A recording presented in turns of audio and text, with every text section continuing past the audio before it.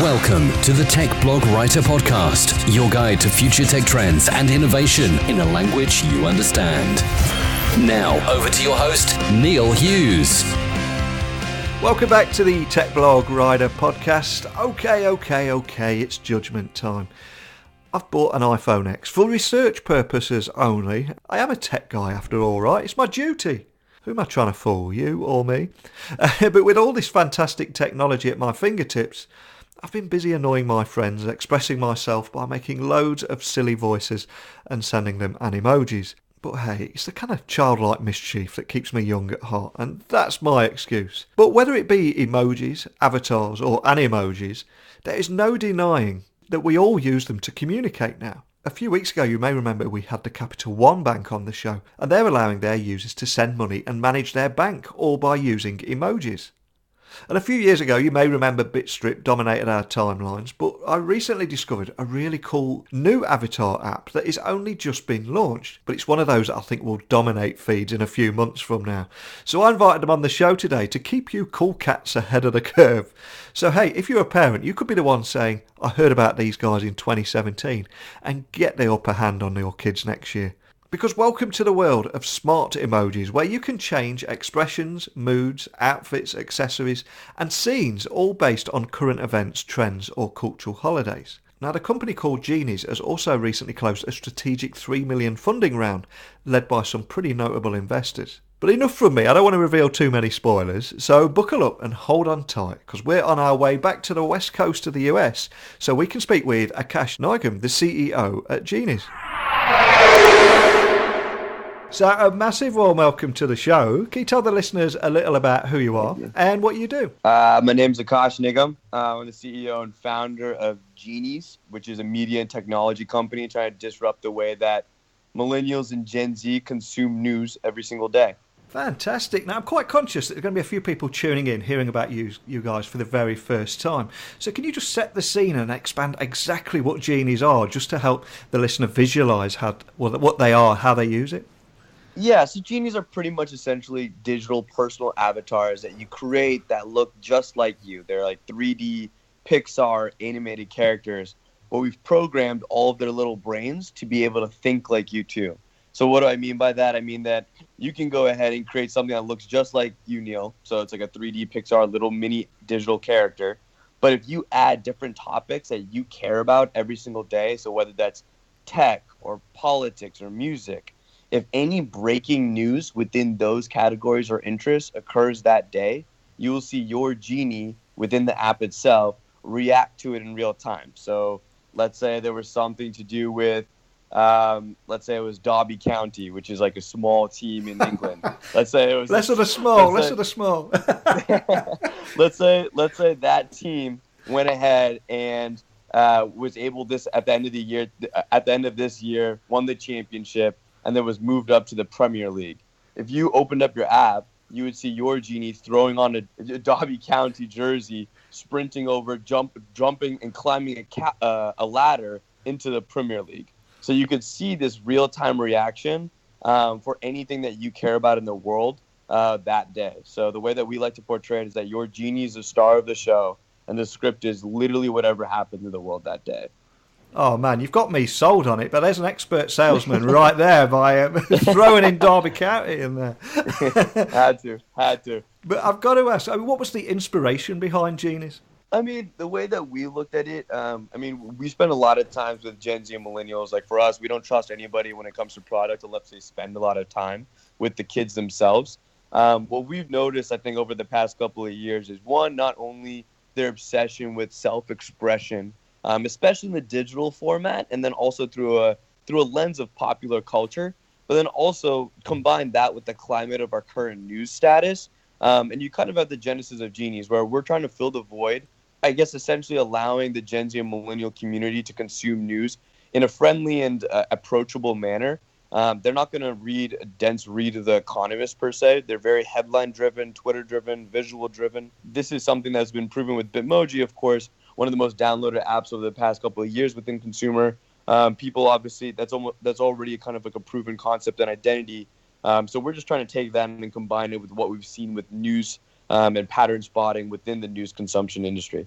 Now, you mentioned Bitmoji then. It's an obvious comparison, but how would you differentiate yourselves between them, just for anyone listening? Yeah, I'd say like the only reason why we get compared per se to Bitmoji is just because we're both digital avatars, but the actual user story and the use case are completely different. So for Bitmoji, that's something that you're primarily going to use within Snapchat.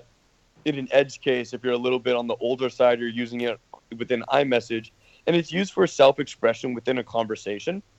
So it's almost like mood related, right? So it's like you're saying, "Hey, what's up, Neil?" Like Neil, like instead of you responding saying like "sick," you might have a Bitmoji that expresses that, and you might send that instead. Whereas ours is more like ours are animated movies, legitimately 10 to 15 movies that encompass what's going on or what's relevant in the world that day that you may share to a friend is almost a replacement of a meme or the replacement of honestly a news article. So in that sense, like Bitmoji stays 2D, it's flat and it's mood oriented, whereas ours are 3D moving movies and they're also oriented around what's going on in the past couple of hours. How does your team keep ahead of all these big trends and ensuring that they've got the right thing in place? Because I think if you follow Twitter, for example, very often the thing that's hot in the morning is old by the afternoon, isn't it? So it's very important for you guys to be on top of things as they're breaking. Yeah, no, I mean, it's multifold. Our team is 40 people big now, so we've definitely corralled like a group of people that have been able to keep up with it. Of course, like you can even have a team of 10,000 people and it's still hard to keep up with kind of like the trendiest news every single day. So what we decided to do is approach it from an AI perspective. We've created technology that one can detect viral content before going viral. It's something we call a viral throttler that is hooked up to hundreds of thousands of different social media channels across the world. We can look at the velocity of the likes, the retweets, the comments, a number of different indicators on every single tweet within the first 10 minutes and understand if it surpasses a certain acceleration coefficient, that it's about to go viral. And so we immediately ingest that into our system. Once we ingest it into our system over the past year, we've created millions and millions of pre-designed assets, meaning just little design figurines, any design. Like, for example, if we were going back to Dobby County, then we would have already created that jersey or a soccer ball or that ladder. So our system ingests the article using our AI. I'm not going to go into, like, I guess, the secret sauce of it, but we're able to denote exactly which design assets are needed for that scene, and it's automatically suggested. And then our full-fledged team of animators and illustrators are sitting right there. And instead of them having to redraw or draw all these intricate details, that might even take them, honestly, like days to do. Within hours, they're able to quickly just set up a scene, take all of the existing assets, put them in the right, choreography, and then send it over to the user. So it's actually not as bad as it seems, but it did take around a year and a half or so of just full point-blank commitment and dedication from 40 people to make it happen. So you guys have got a 6 months notice here, a 6 months heads up period to get that Derby County jersey sorted, okay? Yeah, I'm a big Derby County guy. I mean, the name says it all, to be honest. I played soccer my entire life, so I'm right behind you, man. Now, Genies is officially launched today, but how long until people listening will start to see them on their typelines and they begin to go viral? I mean, are you expecting it to be over that holiday season to be a slow burner, or do you think it will take a little bit longer to hit those mainstream users? That's a good question. I mean, it's kind of difficult to say. What I will say is that, like, while we're still young, like I'd say, like our team is fairly young. We've been in the industry. Like I've been doing consumer things since I was like 14 years old. So I know the space decently well and even trends pretty well. What I will say is the one thing that I have seen consistently is if an app shoots to the top charts, like let's say top 10 within like the first week or so, that's normally a bad sign. That's normally like a sign of the epitome of a fad. We've seen that with a number of different apps in the past. And so that's something that you want to keep an eye out for. It just means that everybody's kind of downloading based on hype. We saw that with Down to Lunch.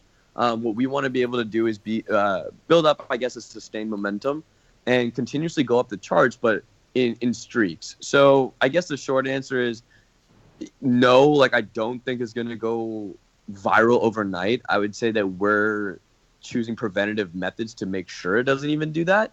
I would expect it to be like a few month process, just because you want to be able to build on your learnings. That's the whole point of consumer, is that you're kind of trying to nail, I guess, the ever-changing behavior and tendencies within the Gen Z and millennial community, and that's very difficult. And it's all based on evolution and learnings. And so for us, we want to get this out there. We're showcasing our use case in the strongest light possible, and then there's a lot of different things that play into it that we just want to learn from and see exactly how the users adjust to it, and then be able to make the tweaks accordingly. Well, it seems that everyone's going to want to get on and check these out nice and early, especially because my son always says to me, if ever I share anything vaguely amusing with him, he'll say, "Old memes, Dad, old memes." So nobody wants to be that guy. So for anyone listening that wants to download Genies right now on launch day and see what all the fuss is about, can you just talk them through exactly what to expect and also get up and running as quickly as possible? Yeah, you can go download us from the App Store or Android Store. We'll be available on all platforms. I would expect us to get a decent amount of traffic, just given the notoriety of our investors, the background of the investors. The company itself is unique. So I expect there to be quite a bit of traffic. In terms of pushing the product itself, we always like to pretend like we have $0 in the bank when it comes to marketing. It has to come down to the product itself every single time. Like you didn't download Snapchat or Instagram, or your son didn't download Snapchat or Instagram because a celebrity told him to, or because there was a really cool marketing method. He downloaded it because his friends told him it was cool, and it comes down to word of mouth virality every single time, which means it goes back to the product every single time. And that's why consumer is a notoriously difficult space. Like, you literally have to have a very good product that's point blank. So I think what everybody can expect is going to be a really cool debut. We have a lot of things up our sleeve that we want to be able to get out to the public within the first quarter of 2018. But I think the core use case of being able to see a digital avatar of yourself reacting to things that you care about is going to be shown in full force. And we're going to learn a lot from it. I think it's fair to point out as well to anyone listening that this isn't an app that's going to come and then disappear again, because you're already valued at over $100 million. So I've got to ask, how do you plan on bypassing services such as those Bitmojis that we talked about earlier and standing out on your own? Yeah, I think valuation's always just like kind of a number. I think it's always just pegging like your value and what it potentially can be, right? So for someone like Bitmoji, we have like a ton of respect for them. They were the first of their kind to come in and really prove, honestly, like a representative avatar, at least in America, at least in the States. I know in Asia and China and things were a little bit more different there, but within the States, Bitmoji is kind of like the first of its kind to be able to do that. I think what we're trying to do is almost create Bitmoji on steroids. So news, like Genie news reactions, is only kind of the first step. We can take this a number of different avenues later on, as soon as we're able to prove that people do like seeing themselves in an altered reality that is news consumption, and that is kind of like what's going on within your ecosystem in the world that day. So I think, honestly, if you're asking me right now, I think 100 million is quite low. I think that the ceiling here for what the sky is, the blue sky for Genies and what it can achieve, if we do get people to fall in love with every single one of their Genies the same way they fall in love with their puppy dog, is pretty monumental. So in our opinion, like surpassing Bitmoji, I don't know if that's kind of our goal in mind. Like, we don't view them as a competitor. We view them as two avatars that can coexist. I think we kind of view it as ourselves, I guess, internally. How do we want to reach kind of I don't think we view it as dollar value. We don't view it as like, shoot, like we need to be able to reach like $1 billion by the end of next year. We kind of view it as user numbers. I think users are always going to be more important, and then usage in general, like the retention and the amount of time they're spending on within the app. So we have those internal goals set, not as much monetarily. I would imagine your biggest challenge is going to be the fickle user base there, and how they often very quickly tire of platforms, whether it be Bitmoji or Pokemon Go even, where everyone embraces it and then quickly goes on to something else. How are you going to stop that from happening? Yeah, and I think the fickle audience normally gets denoted by Gen Z. Gen Z, I guess, like the high school audience, has a high tendency to be fickle. And that's what I was even saying. It's like you rarely want to make the top 10 within like the first month. I think we saw that with Monkey as well. Like, I'm thinking of a few different apps that like went really quickly to the top, and that's when you know it's just like a bunch of, it's normally very, very young people that are just going off the hype and the brand of Monkey itself. You can see that within clothing. Supreme's obviously doing extremely well, and I think they're very smart with how they go about their drops, but let's see how long they stay around for. Like, I don't know how long this hype will stay consistent over the next couple of years. I think for us, our biggest thing is the source of what the Genies do every single day is news. People don't get sick of news. Like, that's something that's forever going to be there. Like if you and I are in a conversation, you're not saying, "Hey, what's up, Akash? Hey, what's up, Neil? What are you doing today?" Like we're talking about what's going on in the world. If you look at any of your text conversations, whether that's a high school kid, a college kid, a working professional. So that's something that's never going to go away. And then at the end of the day, like Genies itself, even though we're a technology company, we know that our value prop is media. And so we are almost just another publication, like a New York Times, a BuzzFeed, any of these different type of pubs. We're just kind of providing the information through a new medium of infotainment. So as long as people like our medium, it's almost like, do they like our TV show? Like, do you like South Park? Do you like The Office? It's just like what kind of, I guess, satisfies your palate. And if this is something that does, and this like the Genie, like I guess comedic value, the wit it exhibits, the actual design of it, then the script is honestly whatever happens to the world that day. Then we have something that we think is pretty sustainable. It shouldn't be viewed as much as a new app, as I think it should be kind of viewed as a new medium of infotainment. I think that's kind of like a good measuring stick to see how people like it. It's closer, in my opinion, to a TV show and a movie that's ever changing than your traditional social network apps. So here we are on launch day. Is there anything else that you can share with us about Genies today? And also the road ahead or any future plans for the platform? Or are you keeping those under wraps at the moment?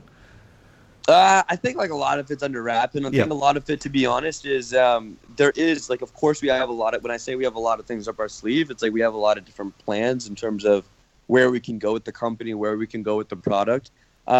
But to be frank and honest with you, we have a very honest approach to our product and a very honest approach to our company.